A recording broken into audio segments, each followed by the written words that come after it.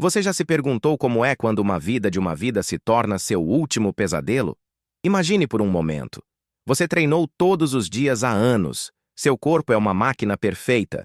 Sua mente está focada em um único objetivo: glória olímpica. Mas em questão de segundos, tudo desmorona. Não estou falando de derrotas esportivas. Não estou falando de medalhas perdidas. Vou contar sobre 5 atletas que chegaram aos Jogos Olímpicos, perseguindo seus sonhos, e nunca voltaram para casa. Histórias em que a tragédia se disfarçou de competição, onde o esporte mostrou seu rosto mais cruel. Se isso já está provocando algo por dentro, deu agora, porque o que está por vir mudará sua perspectiva sobre o que realmente significa buscar a excelência. Vamos descobrir como a linha entre glória e tragédia pode ser tão fina quanto uma batida. Prepare-se para conhecer o lado mais sombrio dos sonhos olímpicos, porque essas histórias não apenas falam sobre esporte, mas também falam sobre a condição humana em sua forma mais vulnerável. Francisco Lázaro não sabia que estava preparando sua própria morte. Era julho de 1912 em Estocolmo, e esse carpinteiro português de 24 anos havia chegado a representar seu país na maratona olímpica. Imagine a emoção que você deve sentir quando carregamos a bandeira de Portugal na cerimônia inaugural, fazendo parte de algo histórico, os primeiros Jogos Olímpicos verdadeiramente globais. Francisco não era apenas nenhum corredor. Ele ganhou 3 campeonatos nacionais de maratona, trabalhou em uma fábrica de carros para sobreviver, mas sua paixão era correr. Cada passo levou até esse momento supremo. Os Jogos de Estocolmo representaram tudo o que ele sonhara, demonstrando que um trabalhador comum poderia competir com os melhores do mundo. Mas naquela manhã, ele tomou uma decisão que selaria seu destino. Após uma prática comum da época, ele cobriu todo o corpo de suor, uma espessa camada de gordura animal que acreditava protegê-lo do sol escaldante e melhorar seu desempenho. Era a preparação perfeita de acordo com o conhecimento de seu tempo. Foi também sua sentença de morte. Você percebe a ironia brutal? O que ele pensou que o salvaria foi exatamente o que o matou. Enquanto outros corredores suam livremente, regulando naturalmente a temperatura de seus corpos, Francisco criou sua própria armadilha térmica. Seu corpo lentamente se tornou um forno sem fuga. A maratona começou sob um sol cruel. Dos 95 registrados, apenas 68 ousaram correr. Francisco manteve um ritmo constante. Parado brevemente nas estações de hidratação, continuou com a determinação que o levou até lá. Eu não sabia que cada passo que estava mais perto de uma morte que não podia ver vindo. No quilômetro 30, seu corpo começou a falhar. A temperatura corporal aumentou perigosamente, enquanto a gordura impedia que seu sistema de refrigeração natural funcionasse. Seu cérebro começou a cozinhar literalmente por dentro. Delirba tropeçou, mas fiquei correndo porque havia dito algo profético antes da corrida. Vou derrotar ou morrer. Quando ele caiu no quilômetro 31, já era tarde demais. Sua temperatura corporal atingiu 41 graus Celsius, um nível que o corpo humano simplesmente não consegue suportar. Os médicos trabalharam a noite toda para salvá-lo, mas às 6 da manhã de 15 de julho, Francisco Lázaro se tornou o primeiro atleta a morrer durante uma competição olímpica. A autópsia revelou a ironia mais cruel. O suor que ele acreditava proteger-lo havia causado um desequilíbrio fatal em seu corpo e líquidos eletrólitos. Sua preparação meticulosa se tornou seu carrasco. 23 mil espectadores participaram de seu serviço memorial no Estádio Olímpico. Em Lisboa, eles nomearam uma rua em sua homenagem. Benfica, uma das clubes mais importantes de Portugal, nomeou seu estádio em sua memória. Mas, além dos tributos, a morte de Francisco mudou para sempre o entendimento médico do esporte de resistência. Seu sacrifício involuntário abriu o caminho para melhores medidas de segurança, estratégias de hidratação mais eficazes e uma compreensão mais profunda da termorregulação. As gerações futuras de atletas olímpicos se beneficiaram do que sua morte ensinou ao mundo. Francisco Lázaro morreu perseguindo um sonho que era maior que ele. Não era apenas ganhar uma medalha, era para demonstrar que a dignidade do trabalho manual poderia coexistir com a excelência atlética. Era para provar que um carpinteiro português poderia ficar no mesmo pódio que os atletas mais privilegiados do mundo. Sua história nos lembra algo perturbador da natureza humana. Às vezes, as mesmas coisas que acreditamos que elas nos salvarão são as que nos destruem. Francisco preparou seu corpo com o conhecimento de seu tempo, fez tudo o que ele criou. Correto? Seguiu as melhores práticas disponíveis. E, no entanto, ele morreu. Quantas vezes em sua vida você fez algo pensando que estava certo, apenas para descobrir depois de cavar seu próprio túmulo? Francisco nos ensina que a preparação sem sabedoria pode ser mortal, que o conhecimento incompleto é mais perigoso que a total ignorância. Sua morte não foi em vão.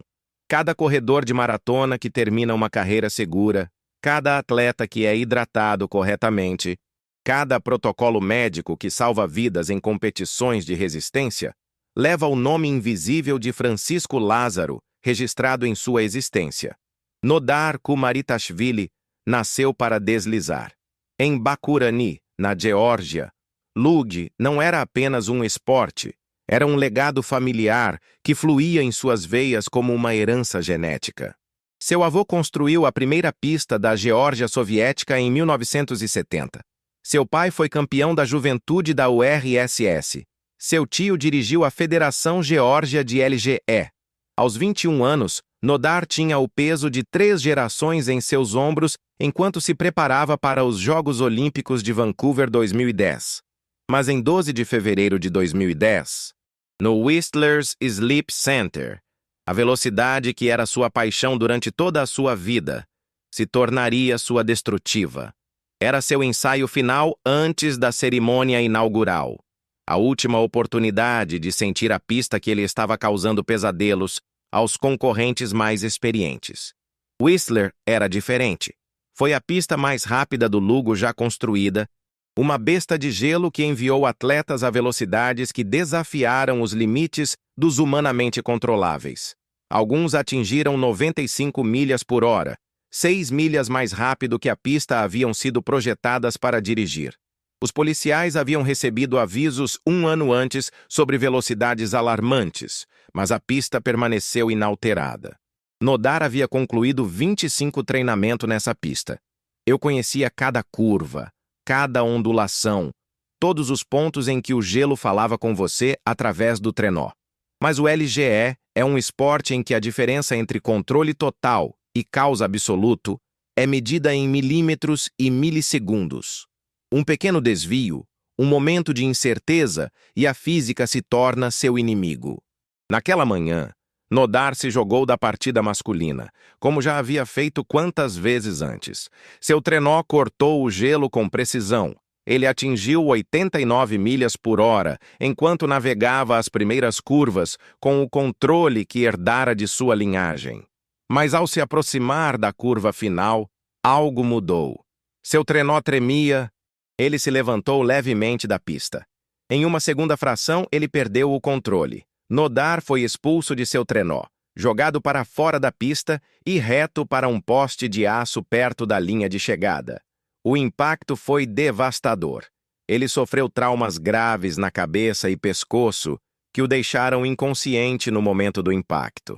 As equipes médicas trabalharam desesperadamente por 50 minutos, mas o jovem que nasceu para deslizar nunca acordava. Tornou-se a primeira fatalidade de LGE na competição olímpica desde 1975. As notícias abalaram a comunidade olímpica. A delegação da Geórgia considerou se aposentar dos Jogos, mas decidiu competir em homenagem a Nodar. Durante a cerimônia inaugural, os 7 atletas georgianos restantes marcharam com pulseiras negras, deixando um espaço vazio em sua formação onde ele deveria estar. Após o acidente, os oficiais da pista correram para fazer ajustes. Eles levantaram as paredes na saída da curva 16, alteraram o perfil de gelo, moveram a saída masculina para a posição feminina para reduzir as velocidades. Mas essas mudanças embora oficialmente não fossem por razões de segurança, confirmaram o que muitos temiam. A pista havia sido mais rápida do que o esperado. O relatório posterior da Federação Internacional de Luge confirmou as suspeitas. A pista excedeu as velocidades de design. O corpo de Nodar foi devolvido à Geórgia, onde Miles se reuniu para o funeral. Em Bakurani, a rua onde ele havia crescido foi renomeado em sua memória. Felix Locke, o alemão lugueiro que ganhou o ouro naquele ano, fez sua medalha derreter e a reformou em 2 álbuns. Um gravado com a imagem de Nodar que deu sua família. Sua morte forçou mudanças no design de trilhas de luge. O curso construído para os Jogos Olímpicos de Sochi de 2014 incluiu 2 sessões de ascensão para reduzir a velocidade, fazendo as corridas aproximadamente 10 km por hora mais que Whistler. A história de Nodar nos confronta com uma verdade estranha sobre a busca de excelência. Às vezes, empurrar os limites significa que alguém precisa cruzar a linha da qual não há retorno. Ele não era apenas vítima de esporte extremo, era um sacrifício involuntário no altar do progresso do Atlético. Sua morte nos lembra que por trás de cada registro, por trás de cada novo limite atingido, há seres humanos que arriscam tudo. Nodar Kumarith-Vili escorregou em direção à eternidade em uma fração de segundo, levando consigo os sonhos de 3 gerações e deixando para trás uma lição brutal sobre o preço da velocidade. David Berger deveria estar comemorando. Era setembro de 1972, em Munique, e, embora tivesse sido eliminado nas primeiras rodadas de levantamento de peso, ele ficou na Vila Olímpica para apoiar seus companheiros israelenses. Ele era um americano que emigrou para Israel seguindo seu coração e suas condenações. Um homem que havia encontrado sua identidade no esporte e em sua nova terra natal. Aos 28 anos, David tinha tudo pela frente. Ele se formou com honras na Universidade de Tulane, onde ganhou um título de usuário de Haraah. Obteve títulos avançados da Columbia University. Sua paixão pelo esporte o levou a emigrar para Israel no início dos anos 1970, onde ele rapidamente se destacou, ganhando dinheiro nos Jogos Asiáticos de 1971. Ele estava comprometido com um estudante israelense, construindo um futuro que se estendia além do mundo do esporte. Os Jogos de Munique foram projetados para mostrar à nova Alemanha uma nação pacífica emergindo das sombras da propaganda nazista em Berlim, 1936. A Vila Olímpica simbolizava a harmonia internacional, um lugar onde as diferenças políticas foram suspensas em nome do esporte. Mas essa ilusão de paz estava prestes a pegar peças da maneira mais brutal imaginável. Em 5 de setembro, antes do amanhecer, 8 membros armados de Setembro, um grupo militante palestino, escalaram o perímetro e deslizaram em direção à cidade. Disfarçados como atletas, eles carregavam sacos cheios de armas e se moviam com eficiência mortal, usando teclas roubadas para se infiltrar nas salas israelenses no dia 31 de Connelly-Strasse. Yosef Gutfreund, um árbitro de luta livre, foi o primeiro a sentir o perigo. Um barulho fraco acordou.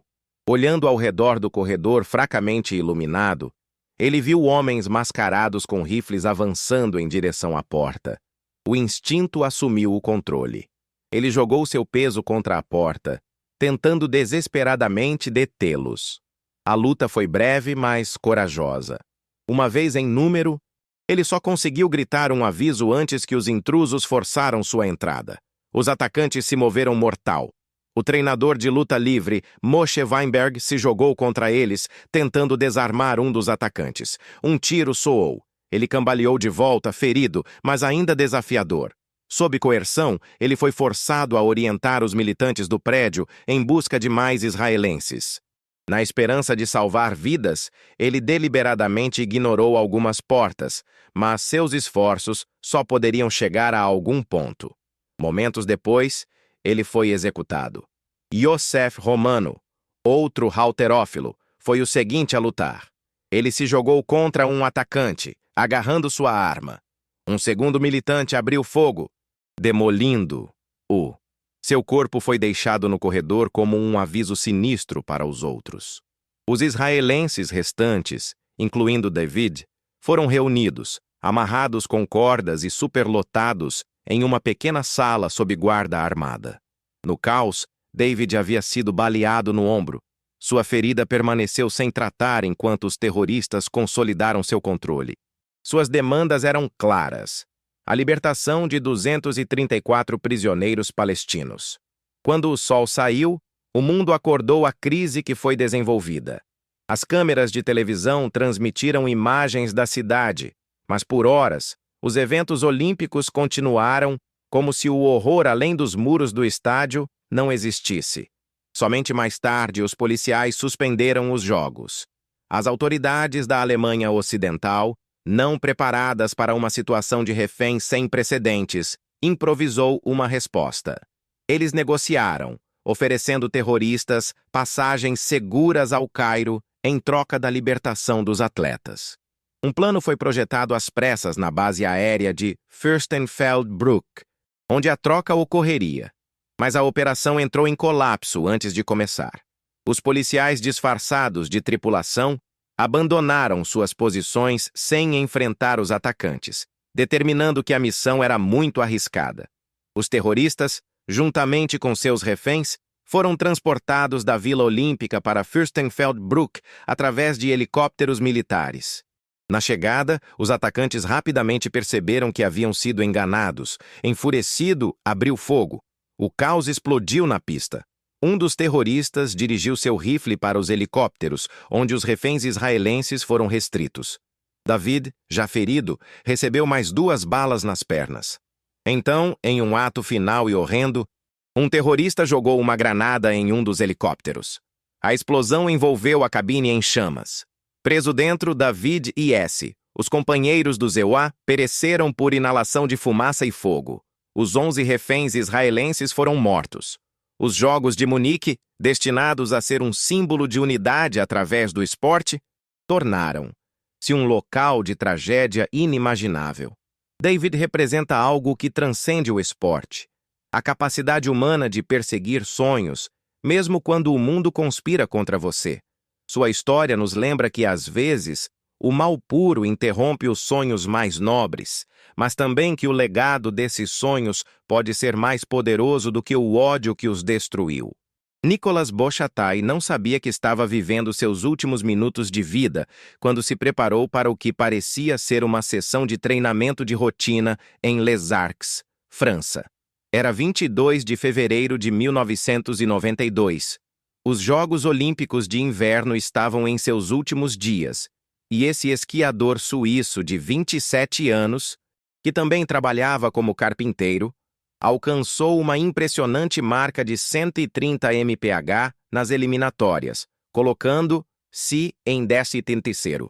O esqui de velocidade, embora não fosse um esporte olímpico oficial, chamou a atenção por sua pura intensidade. Os atletas, envoltos em trajes aerodinâmicos, concorreram a encostas íngremes a velocidades que excederam 120 mph. Foi uma dança com a morte disfarçada de esporte, onde cada diminuição do último segundo poderia ser a diferença entre glória e tragédia. Nicolas veio de uma família profundamente enraizada no esqui. Sua tia Fernande Bochatai venceu o bronze no gigante slalom dos Jogos Olímpicos de Inverno de 1968. Para ele, o esporte era tradição e paixão, um legado que ele tinha orgulhosamente enquanto balançava seu treinamento de elite com seu trabalho manual. Naquela manhã, por volta das 9h30, Nicolas se juntou ao companheiro de equipe Pierre Evan e a vários esquiadores americanos para uma sessão de aquecimento. Eles optaram por uma inclinação pública, com o curso oficial de esqui de velocidade. Uma prática comum para os concorrentes, testaram sua equipe. O grupo já havia feito várias corridas, usando um pequeno salto de inclinação para respirar e ajustar sua forma. As condições pareciam ideais. O ar da manhã estava fresco, visibilidade clara. Nicolas, usando os esquis de slalom em vez de seus esquis de velocidade especializada, tomou sua vez. Ele se aproximou do salto da família, ganhou velocidade e rose. Mas o que ele não viu foi a máquina pisa-pistas posicionada além da colina. Você percebe a brutal ironia do destino? Um atleta que dominou velocidades superiores a 130 mph, que transformou seu corpo em um projétil controlado, que havia desafiado a morte toda vez que ele foi jogado por aquelas encostas íngremes, foi destruído por algo tão mundano quanto uma máquina de manutenção mal posicionada. A colisão foi imediata e catastrófica. Viajando em alta velocidade, Nicholas atingiu a máquina pisa-pistas ao pousar, seu corpo colidindo contra a estrutura metálica da máquina. O impacto foi concentrado em sua parte superior do corpo, com a cabeça recebendo a maior parte da força. A velocidade com que ele se mudou não deixou a oportunidade de sobrevivência. Ele sofria de cabeça maciça e lesões internas graves, morrendo quase instantaneamente. Seu capacete, projetado para a aerodinâmica e não para a proteção de impacto total, proporcionou pouca defesa contra o golpe devastador. Seus companheiros de equipe, observando de diferentes pontos de vista na encosta, correram para o local, mas não havia nada que eles pudessem fazer. A controvérsia seguiu em breve. A equipe suíça argumentou que a máquina pisa-pistas estava estacionada atrás da colina sem aviso prévio. No entanto, Jean Alberrin, diretor-geral da Courchevel, insistiu que o veículo estivesse subindo em cima com sirene e luzes ativadas. As histórias contraditórias apenas aprofundaram a sensação da tragédia. Apesar dos eventos da manhã, as finais de ski speed prosseguiram como programado. No entanto, a competição foi desenvolvida sob o peso da perda, enquanto Nicholas se tornou o terceiro atleta a morrer em uns Jogos Olímpicos de Inverno. Seu nome se juntou ao do British lugueiro Kazimierz Kaiser Pesce e do esquiador australiano Ross Milne, ambos que morreram nos Jogos Innsbruck de 1964. Tragicamente, o acidente de Nicholas não foi o primeiro do gênero. 4 anos antes, durante os Jogos Olímpicos de Inverno de 1988 em Calgary, o Dr. Jürg Oberhammer, um médico da equipe de esqui austríaco, encontrou um destino semelhante. Enquanto esquia um recreativo, ele colidiu com outro esquiador, perdeu o equilíbrio e foi arrastado sob uma máquina pisa-pistas. O veículo, movendo-se na época, atropelou-o, causando ferimentos fatais imediatos. A morte de Nicholas nos confronta com uma verdade perturbadora sobre na treme da existência.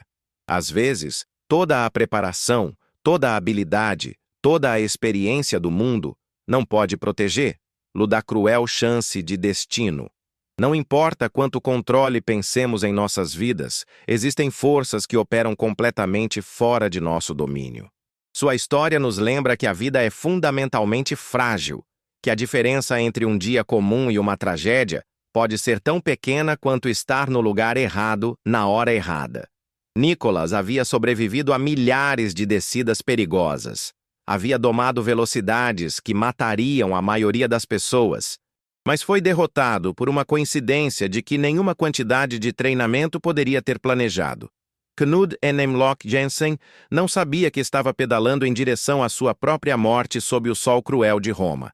Foi em 26 de agosto de 1960, as temperaturas chegaram a 40 graus Celsius, e esse ciclista dinamarquês de 23 anos estava se preparando para o brutal teste de contra, relato por equipes de 100 quilômetros. Jensen venceu o campeonato de ciclismo nórdico individual no mesmo ano, e seus vínculos com a grandeza olímpica corriam fundo.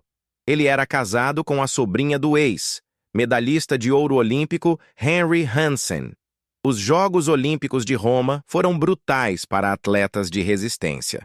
O curso estendido por terrenos da montanha sem sombra, forçando os ciclistas a suportar calor implacável por horas. Mesmo antes do início da corrida, as preocupações giravam em condições climáticas extremas. No entanto, 68 ciclistas alinhados na saída, determinados a empurrar o inferno para a glória olímpica. Jensen e seus companheiros dinamarqueses mantiveram um ritmo constante nos estágios iniciais da corrida. Mas o calor logo cobrou seu preço. Um de seus companheiros desabou de exaustão pelo calor e abandonou. Sob as regras olímpicas, os 3 ciclistas dinamarqueses restantes precisavam terminar para a equipe evitar a desqualificação. A pressão se intensificou enquanto continuavam sua punição. Na ausência de apenas 8 quilômetros, Jensen começou a mostrar sinais de angústia. Ele disse a seus companheiros que se sentia tonto. Seus movimentos se tornaram irregulares. Um deles o pulverizou com água na tentativa de esfriá-la. Por um momento, ele pareceu se recuperar, mas quando o libertaram, ele desmaiou. Você pode imaginar o horror daquele momento? Um atleta à beira de sua condição física. Um homem que havia dedicado sua vida a aperfeiçoar seu corpo como máquina, reduzido a um colapso total pelas mesmas forças que ele pensava que poderia dominar. Jensen transformou seu corpo em um templo de resistência, mas esse templo estava sendo consumido por dentro por um calor que não respeitava o treinamento ou a determinação. A queda foi devastadora. Jensen bateu a cabeça contra a calçada, fraturando o crânio. A equipe de emergência rapidamente o transferiu para uma barraca militar perto da linha de chegada, mas as condições internas ainda eram piores. A temperatura dentro da barraca foi disparada a 50 graus Celsius sem oferecer alívio. Jensen nunca recuperou a consciência. Horas depois, ele foi declarado morto. A tragédia rapidamente causou controvérsia. O treinador da equipe dinamarquesa, Olaf Jorgensen, admitiu ter dado a Jensen e seus companheiros Roniacol, um vasodilatador usado para ampliar os vasos sanguíneos e aumentar a circulação. Esta revelação alimentou especulações generalizadas sobre o possível uso de anfetaminas. No entanto, os resultados iniciais da autópsia não encontraram traços de medicamentos no sistema Jensen. A autópsia completa realizada por 3 médicos italianos nunca foi divulgada, aumentando o mistério. Anos depois, um dos médicos disse ter detectado várias substâncias, incluindo anfetaminas, mas isso foi negado mais tarde pelas autoridades. Os relatórios oficiais dos oficiais dinamarqueses e olímpicos atribuíram a morte de Jensen ao golpe de calor e à fratura do crânio devido à sua queda. Além da controvérsia imediata, a morte de Jensen teve consequências duradouras. Em resposta, o Comitê Olímpico Internacional estabeleceu sua comissão médica em 1961, lançando as fundações para testes anti-desdobramentos esportivos modernos. Em 1968, os Jogos de Inverno e Verão haviam implementado medidas formais anti-desdobramentos. A tenda militar onde Jensen passou seus momentos finais se tornou um símbolo de instalações médicas inadequadas em importantes eventos esportivos. Seu caso destacou a necessidade de melhores sistemas de resposta a emergências, particularmente em condições extremas. A história de Jensen nos confronta com perguntas desconfortáveis sobre o preço da excelência em esportes. Quanto estamos dispostos a sacrificar na busca da glória? Onde desenhamos a linha entre empurrar limites humanos e ameanho à vida humana? Sua morte ilustra a tensão eterna entre o desejo de vencer e a preservação da vida. Jensen morreu perseguindo algo maior que ele, representar seu país no esporte mundial mais importante. Não era apenas uma medalha que eu estava procurando. Era a validação de anos de sacrifício, a justificativa de uma vida dedicada à perfeição física. Foi a oportunidade de ficar entre os melhores atletas do mundo e dizer: eu pertenço aqui. Sua morte nos lembra que, por trás de cada disco esportivo, por trás de cada momento da glória olímpica, há seres humanos que arriscam tudo. A linha entre o heroísmo esportivo e a tragédia pode ser tão fino quanto um grau de temperatura corporal, tão frágil quanto a diferença entre hidratação e desidratação, tão imprevisível quanto a capacidade do corpo humano de continuar funcionando quando empurra além de seus limites naturais. Depois de conhecer essas 5 histórias, algo dentro você deve ter mudado para sempre. Francisco, Nodar, David, Nicolas e Knud não eram apenas atletas.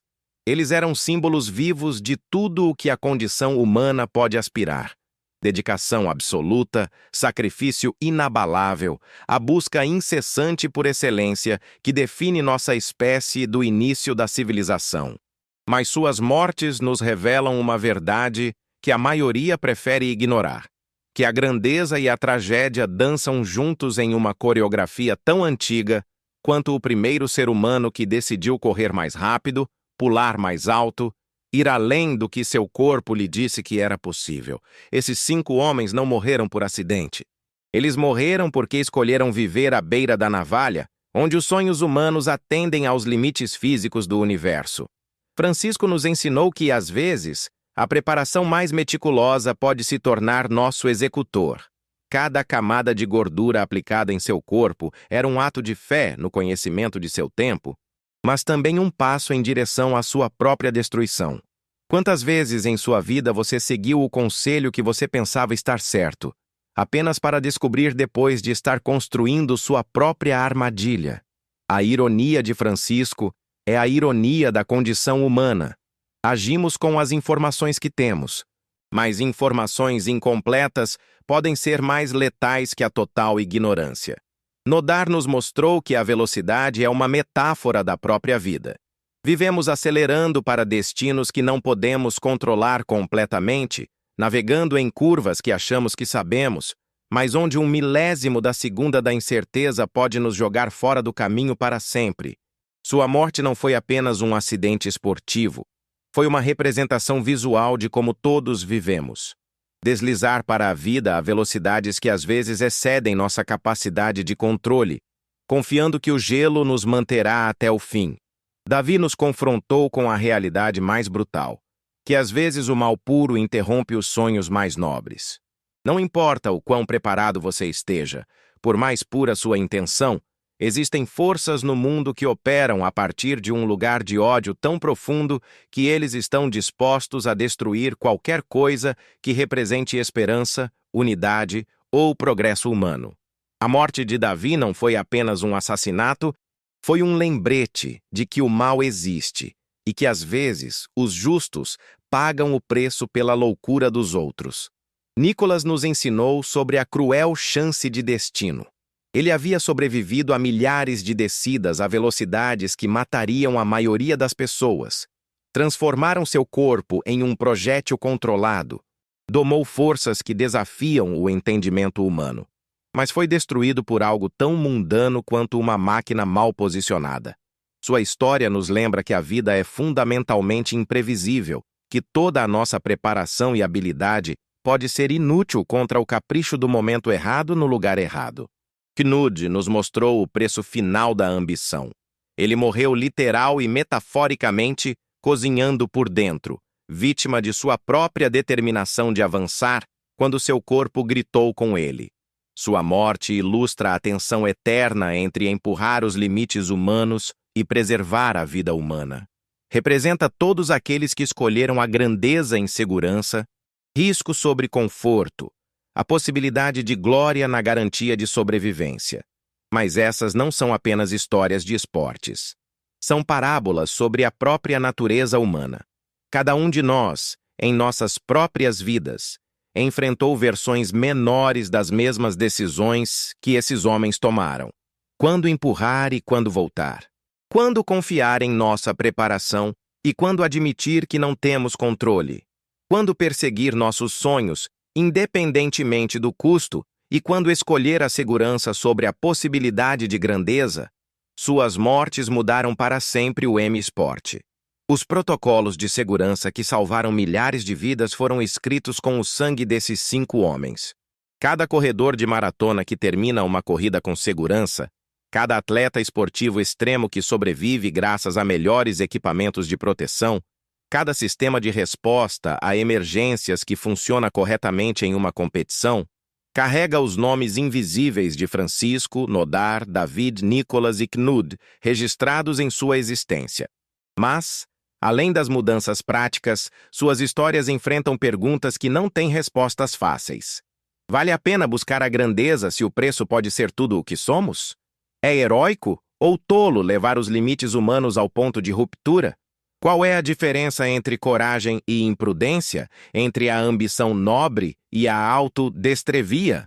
Essas 5 tragédias olímpicas não são avisos para pararmos de sonhar.